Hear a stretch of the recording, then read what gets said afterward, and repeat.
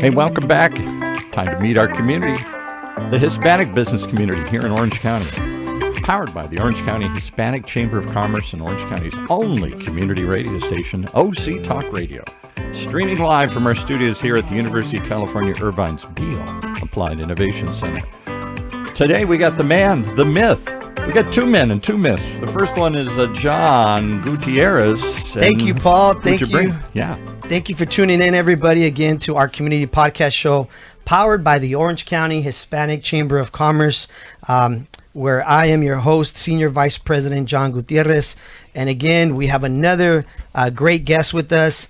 He's a legend in the community, Frank Garcia, who's the owner, founder of La Casa Garcia Restaurant. Over 40 years in business. In 1996, he was presented by the president a Hero Award. He's also one of our Orange County Hispanic Chamber of Commerce Estrella Award winners.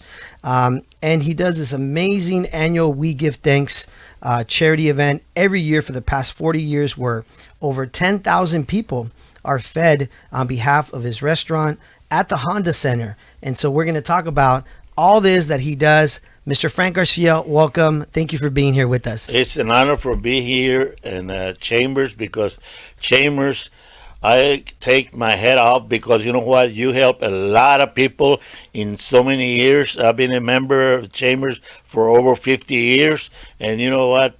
You guys are helping a lot of people. And you know what? I congratulate you for what you do, John. Thank you very much, Frank. Actually, I want to say that we are who we are today because of people like you. I mean, you are one of our founders. You've been a member of our chamber for so many years. And it goes to show that, you know, our roots come from great people like you in the community. So thank you for being one of those longtime members, supporters of ours. I know when we walked into the building, you had this face like, wow, this is where your office is now, right? You're kind of like shocked compared to many years ago, right? Right. Yeah, I mean, downtown Santa Ana. That's right, downtown Santa Ana, where our office used to be. Which I think, you know, it's great for us to be able to connect. You and I, we've known each other for some years, but since I became senior vice president in the last year and a half or so, you and I started talking and connecting more. And I've been to your restaurant, which, by the way, I got to say, your restaurant is like being in somebody's home. It's very family. Wouldn't you say that, Frank? Oh, yeah. The first thing of all that I want to say, I want you to say a lot of prayers to my beautiful wife, Sylvia, been with me for 49 years. How we work together, I don't know. We're still alive. But you know what? She worked with me a lot. I remember when my little girls were 2 months old near the heater, and we used to pester them, give them the bottle. And you know what? Now they're running the restaurant. Yes, we do want to send a prayer for Frank's wife, Sylvia, because we know she's going through a lot right now. And like you said, I mean, a man cannot be who he is without that love and support from our wives, right? Yes. And so, wow, she's been with you for a long time in this journey. And somebody from New York called me and we was sitting down and said, how you can be alive working with your wife day and night, 49 years. Mm-hmm. So she was still here. Yeah. You know, we had problems, but what are you going to do? We can solve the problems. But you know what it is? I think it goes to show, I know my wife and I, we work together. We've been working together for almost 25 years in our healthcare company in different parts of our healthcare industry. And people say the same thing to us. And I said, you know, when we're at work, it's very business, right? And I know this is something you and I talked about this morning, that yes, you're all about respect, right? Respect your yes, restaurant, respect your business, right? I know that's something that's very important to you, right? And wouldn't you say, is that something that you learn at a young age, right? Oh, yeah. I think that the best thing in a restaurant, you have to be a clean restaurant, okay? The number one thing right now in the old days was if the restroom is beautiful and clean, everything is clean. Now there's another one. If all the windows are clean, the place is clean. Because you know what? All those people that go and eat there, support our family and my employees. Every day when I go to a restaurant, I say good morning to every employee there every day. And we always, as family, if my wife is there, I'm there, my son is there, or my daughter's there, but somebody that my family is there because you know what? We're proud to serve our customers the way we serve. Everything is choice, the best meat.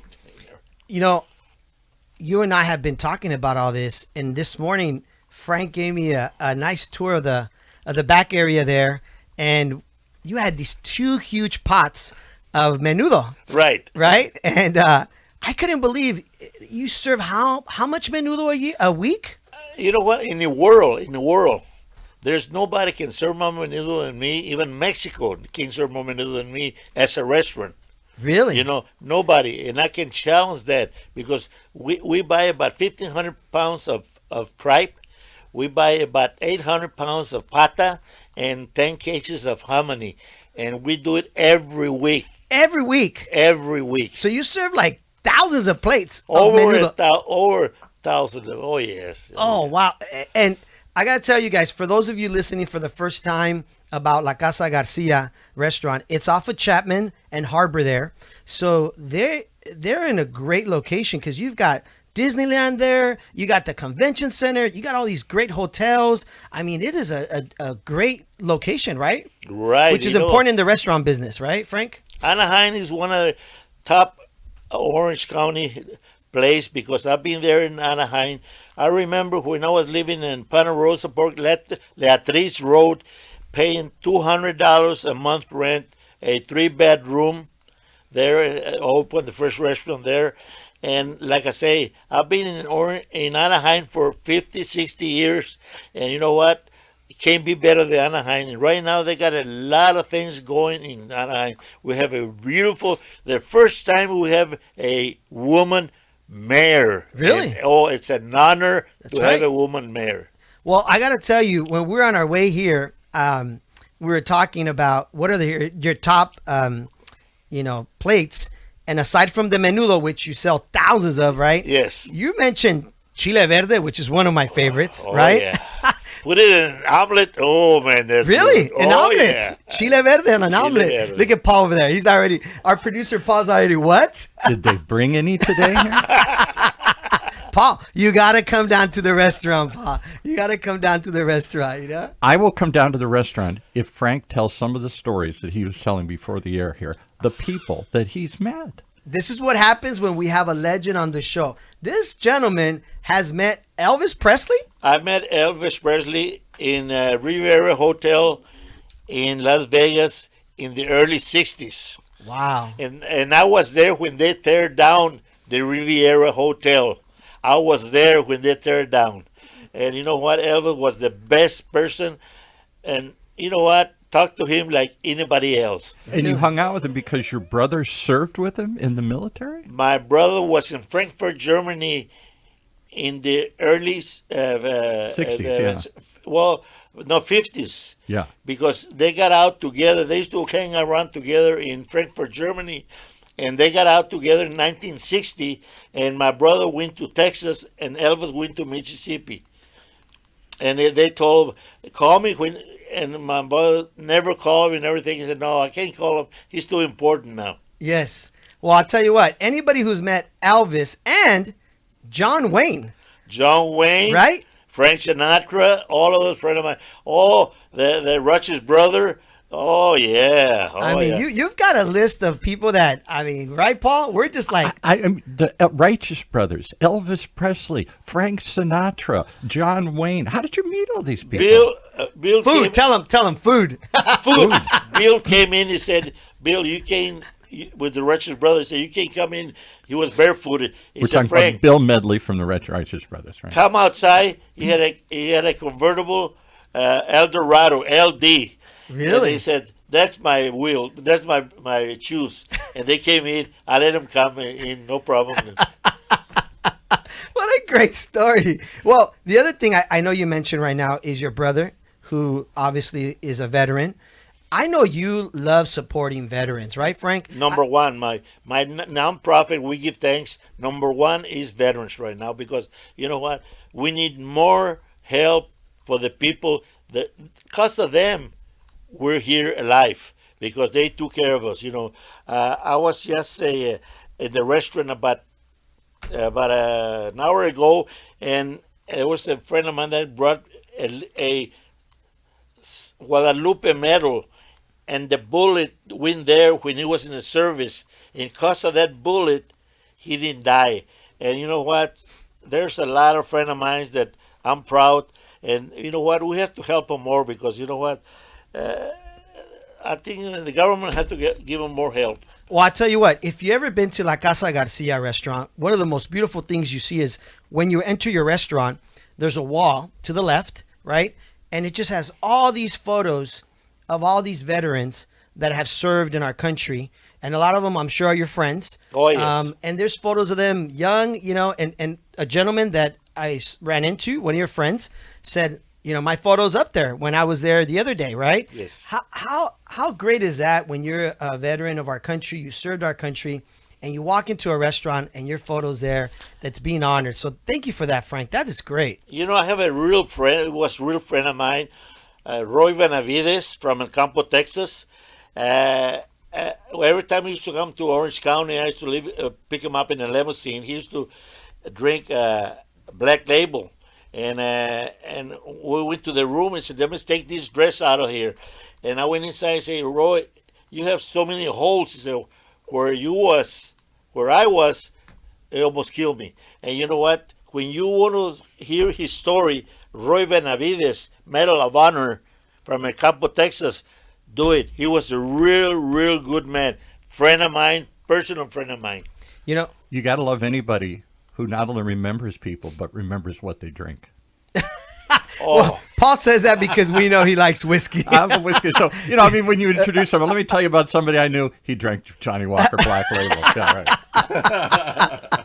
Well, he used to drink red Label. Well, I'll tell you what. Label. Okay, sorry. You brought up Texas, and I think it's important we peel it back a little bit because one of the areas that I wanted to talk about on the show is the story of how you started in Texas as a young boy with your mother at 8-9 years of age making tamales. Right. That's where it all started, right, Frank? Yes, I was 7-8 years old, and we used to get the meat in about 5 pots.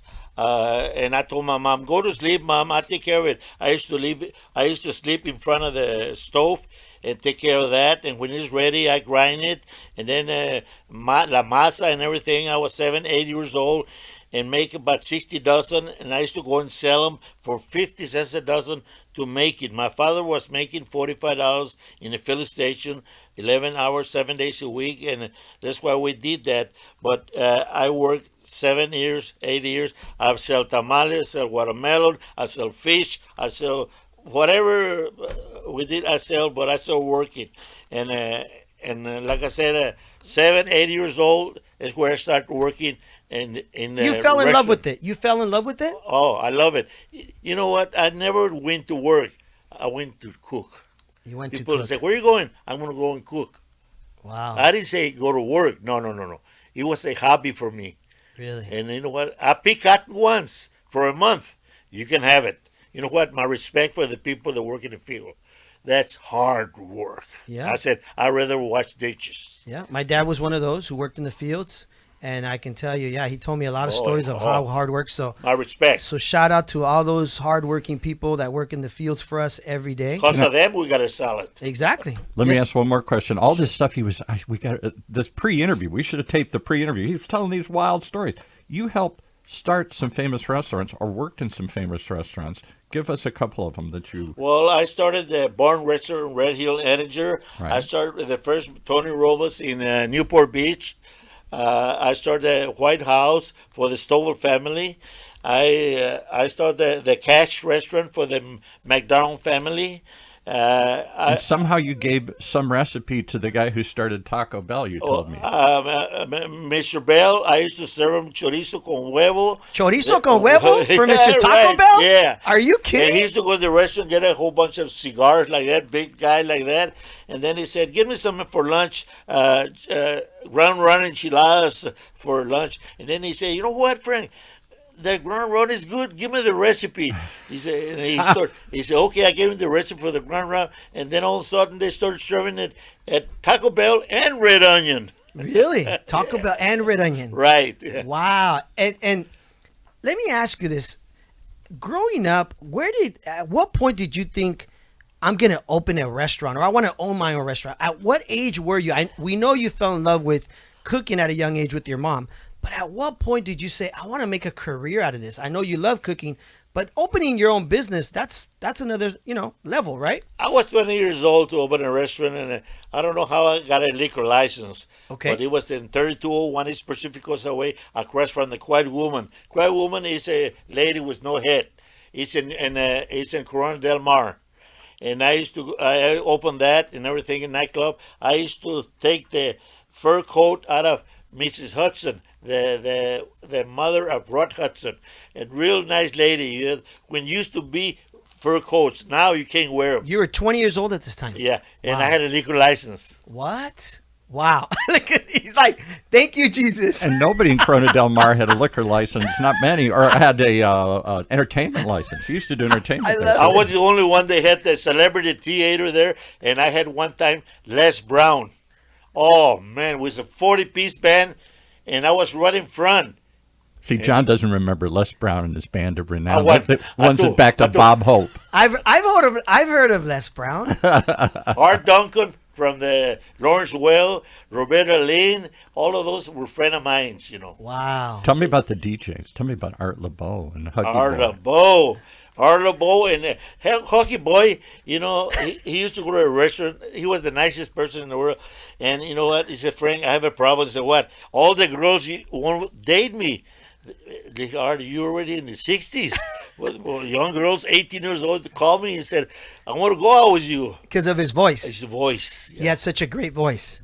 A real nice person, Hockey Boy. Oh, yeah. The mask. And you said I remind you of Huggy Boy. I knew Paul was going to bring this up. You look like him. Well, there you go. Well, the other thing I want to go into is, one of the things that I think it's really amazing is that you're family owned. Yes. Right? Yes. And I know that every time I go to your restaurant, you always tell me some great story, right? About how that's very important to you, that you're there with your family, your daughters, right? Shout out to your daughters that work really hard at the restaurant, right? I mean, what would you do without them? Look, the way I tell everybody that wants to open a restaurant, I say, look, if you invest 50,000, 100,000, you have to open and close every day because that's your money that you've done all your life. Right now in the restaurant, if it's not me, if it's not my wife, or if it's not my daughter, my son there, now it's my grandson and my granddaughter over there. My granddaughter's 11 years old and she's my hostess. Wow. And then my grandson, he's 15, 16, graduate. He's my hostess, the best hostess that I ever had. That means that somebody has to be there as a family. The legacy is continuing in the family. And I owe a lot to my daughters. I They're don't know if they're they're twins, here, right? They're twins. And you know what? Can we say their names, Frank? Veronica and Cindy. Oh, Veronica and Cindy. I love them a lot. Oh, but you know what? I'm mean. What do you? You're I'm mean. kinda mean, yeah. Wait, so you're not mean. You're hard on them. You know right? what? I said, Veronica. I started hollering. He said, "Dad, don't holler. People are hearing. Hey, this is my restaurant. I can holler." And you know what? But you know what? I got the best help as family. My wife. Wow. If it wasn't for my wife, I wouldn't be there because I'm a gambler. Yeah. And that means that she's the one who takes care of the money. I never signed a check in my life. Really? Never. She signed the checks. Wow. That means that if it wasn't for my wife, I won't have what I got right now. You know what, Frank? It's beautiful you say that because I don't know about Paul, but I know for me, my wife, as you talk about your wife, we need that, right? We need that balance. We need that, hey, slow down. You're going too fast, right? We need that, that person that's going to share that love with us in both business and in Yes. life. And then I got I got a son and a daughter. They're big, but they live in Tennessee. But they're over there. They're not working with us, but they're over there in Tennessee. But they're already in the 50s, you know. Well, the other thing I want to bring up is when I've been to your restaurant, one of the things I noticed, and we talked about this when I was there the other day, you actually help. I don't want to say children; they're young adults. They're disabled. Oh And they're yeah, part of an organization where they send a disabled person that can still function and help you out. And you said I would love for more restaurants to do this. Can you share a little bit about that? you know, there's handicapped people that can do things. Okay, I got a handicapped person there that is handicapped, but he got a person in charge there. But he really knows what's his job. Now he punch a card. I give him a short with La Casa Garcia. And you said he was so happy. Oh, he tells that I work at La Casa Garcia Like this Restaurant. pride, right? Yeah. Yes. And he's real happy. You have to get those kids out of the house Yes. and do that because you know what? He pick up the trash outside. He cleans the tables. He makes the forks and knives like that. Clean the bar. Clean the pictures. Everything. You know, he knows his job. He's sometimes you know what? I believe there's more than somebody that got everything. But you know what? More restaurants supposed to have somebody like that because you know what? Give him a job. He works 12 hours a week, 3 hours every day. Well, it gives them purpose, Oh, right? Yeah. It gives them that purpose. I know you talked about when I was there how you've heard stories of how handicapped people aren't given those opportunities and therefore they go into like a depression, right? right. So the fact that you're giving them a purpose, that's such a great story that you're doing. He wants this. to buy the restaurant. He tells you that? Hey, why not, right? Why not? You never know, right? I mean, He wants to be my partner. but that's the beauty of it. You Right, gave them that vision. right. You don't give him that vision, right? Then, like you said, he's at home, and what is he going to do? Or Right. And so again, and this is why we have you also on the show because I know that you do so many fundraisers. You support so many people. You're always helping people in the community, and I know that this Saturday you're doing a fundraiser Yes. for a family that unfortunately was in a horrible accident, right, Frank? Big coming from India, wreck that the wife got killed and the two kids got killed. He was three, and he got two in the hospital in intensive care in a coma. And you know what?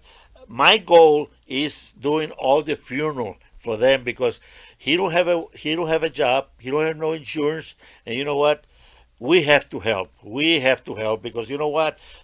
Today for them, tomorrow for us. But you know what? In everybody's here right now, please go Saturday from 11 to 2. Donate $1, $5, whatever you have, 50 cents, whatever. But you know what? Please help. They need the help. And I think I want to take care of all these funerals. Well, I love the story you shared, Frank, when I was sitting down with you the other day having breakfast. You said you called our friend Alfonso, who owns a funeral company, who does a lot in the community. Shout out to Alfonso. And you said, please contact them, see how we can help them. Yes. I want to obviously help pay for the funerals. We're going to do a fundraiser. And so Saturday, 11 to 2, anybody watching, listening, please go to La Casa Garcia. Please, if you can, donate whatever you can. Support this unfortunate situation. He lost his wife and he lost two of his children. Yes. And And, two in the hospital. Critical in a coma. condition? In a Critical coma. condition, a coma. Yes. I mean, intensive care. from my understanding, this gentleman right now is in such a deep, just disbelief, right? Right. Frank, you were telling me that he doesn't even want to talk to anybody, right? And I told Alfonso, do me a favor. If you do it, give me the bill. Don't give the bill to them. Give it to me. Because you know what? I know that all my people, all my friends, going to take care of it. Yeah. I know I trust everybody, and we're going to have the bill for the funeral for all of them. And let me tell you, folks, this is why it's important for us to support our businesses in our community, because our businesses in the community, like La Casa Garcia, is doing these kind of things on a regular basis for those that have these situations. I mean, for you to say, I'm going to take care of it, again, it goes to show why in 1996, the president gave you the award they gave you, because I represent California. You have such a big heart, Frank. I mean, honestly, for me, it's an honor to have you on our show. All I've heard is amazing stories from all of our friends, everything you do. I mean, you have a heart of a gold. I know that I personally wanted to donate. It's not much. I wanted to donate the first $100. We want to donate to the cause. You know, it's not a lot, but it's something on behalf of, you know, our family, $1, ROC Hospice. $100, that's good. And if anybody can donate $10, $5, $20, whatever you can, right? But we wanted to start off donating the first And we're going to have donation. food there, tamales. I'm going to sell tamales there. So if they buy food, that goes towards the cost, right? Right. And tamales there. And then I want to have turkey and ham, mashed potato, and gravy and everything. But like I said, anybody who wants to donate, we're there waiting for you from 11 to 2 o'clock. All the money goes to the family.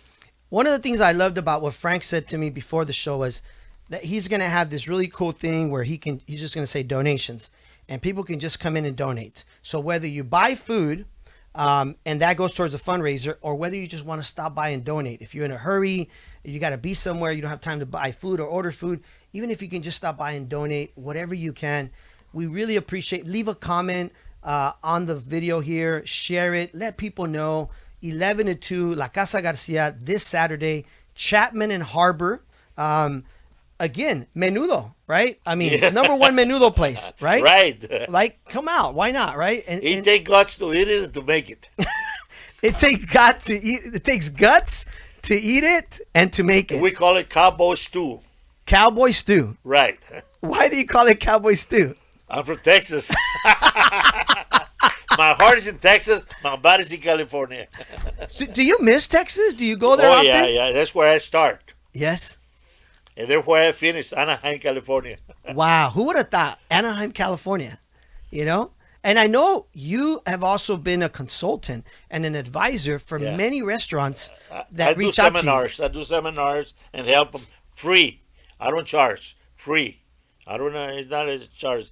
Because there's a lot of people in restaurants that don't know how to open a restaurant. And, you know, sometimes they come from Mexico and they invest up $200,000-300,000 and they open. No. You have to have a health department, insurance, everything, working compensation, everything. And that's why I do seminars. Well, free. The fact that you do that says a lot of the fact that you don't care about competition. There's no such thing as competition, right? You can put a restaurant in front of me. It's okay. There's a nickel for everybody. There's a nickel for everybody. Where'd you learn that, Frank? Where'd you hear that? My dad and my mom. Yeah? But you know what? I get a nickel, the other one get a penny. Because I'm good. Well, you talked about that when I was there, about how the quality... You have to be good, The quality of your meat, right, is important to you. Look, your customers have to eat choice meat because they're your customer that come every day. I got customers from 50, 60 years following me. And the vegetable has to be number one, fresh, everything. Chicken has to be fresh, everything. All the meat has to be choice, you know. Forget about no roll or vaca or commercial or select. No, choice meat. Because you know what? They're the one that make a living for you and my help. I got all my employees that work there, they make a living too. That means everybody got a job.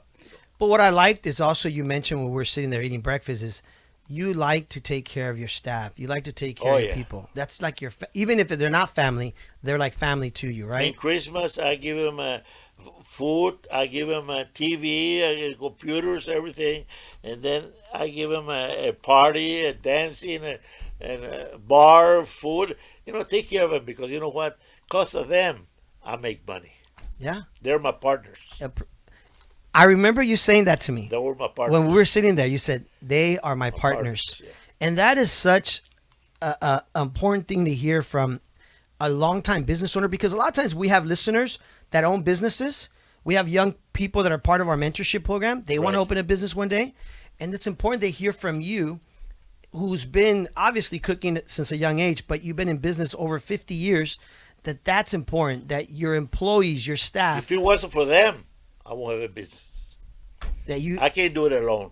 Exactly. No. And again, shout out to the daughters, the wife, right? Veronica and Cindy. Yes. Wow. But you know what? I had a tough, Veronica and Cindy have a tough mom, because you know what? She take care of them too.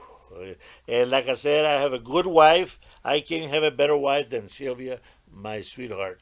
Well, we're all praying for her. We're all praying for her. I know. Listen, when you told me the news this morning of what she was going through, I remember getting in the car and I said, Frank, we don't have to do this today. We could do it another day. And you said, it's okay.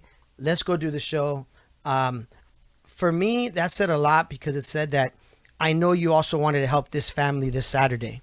So you are sacrificing your time from being with your wife, who's not doing well right now, but you wanted to be here to tell the story of this family we're trying to help this Saturday. Right. Because my goal is... It says a lot, Frank. It says a lot about you. Yeah. My goal, because you know what? They ain't got no insurance, nothing. And, I hate to be in his shoes, because he's in a room, he can't talk to nobody. And, his wife, 2 sons, and 2 in a coma. We can't even imagine. And our prayers are with him and his family too. Folks, please come out Saturday, 11 to 2, La Casa Garcia off of Chapman and Harbor. You could also find them on Instagram, right? La Casa Garcia Restaurant. Yes. We've tagged our chamber there, the Casa Garcia. You can click there. We're going to tag them here. Follow Frank Garcia if you're watching us or listening to us on his social media. I know you love seeing everything going on in the community. Yes. You want to be involved. So definitely come out, support Frank and his applaud mission. The Chambers of Commerce, because you know what? I've been with Chambers of Commerce, Spanish Chambers of Commerce, for over 50 years. You do a lot for the community. Thank you, Frank. And right now, wow, when I came here, I said, wow, that's beautiful. You help a lot of young kids. That's what it's all about, helping those young kids. You have to go to college. You don't go to college, you won't make it, because right now to buy a car is $100,000, a house is $1 million. That means go to college and start making $100 an hour. That's right. And that's part of one of our missions, helping young kids by mentoring them on our youth chamber. And obviously we do a scholarship program every year through our golf tournament. That's actually October 2nd. That's why a lot of people participate in our golf tournament. It raises money for scholarships. And then again, we want to support our small businesses. And this is why, we're here. And we want to thank you. I know Paul's giving me the stinky eye, like we got to go. 30 minutes goes by so fast. Yes. Frank, any last words? Paul, you're right. Honky boy. Thank you very much. You talked about all the celebrities you've met, and I've certainly met lots of celebrities. I'm going to talk about meeting you. Oh, there you go. Who's Frank? Paul says he's going to talk about Frank. He met the great Frank Garcia. Met the legend today. The legend, the man, the myth, the legend. Folks, thank you for tuning in again to another community podcast show powered by the Orange County Hispanic Chamber of Commerce. We hope to see you Saturday at the fundraiser at La Casa Garcia. Please continue to support everything that Frank is doing. He's a hero. He's a leader, a longtime member of our chamber. Mr. Frank Garcia, thank you so much for being here, sir. Being here. Thank you so much. Take it away, Paul. Well, there you have it. One more good reason to tune in each and every time to meet our community, the Hispanic community here in Orange County, powered by the Orange County Hispanic Chamber of Commerce and Orange County's only community radio station, OC Talk Radio. Streaming live from our studios here at the University of California, Irvine's Beale Applied Innovation Center.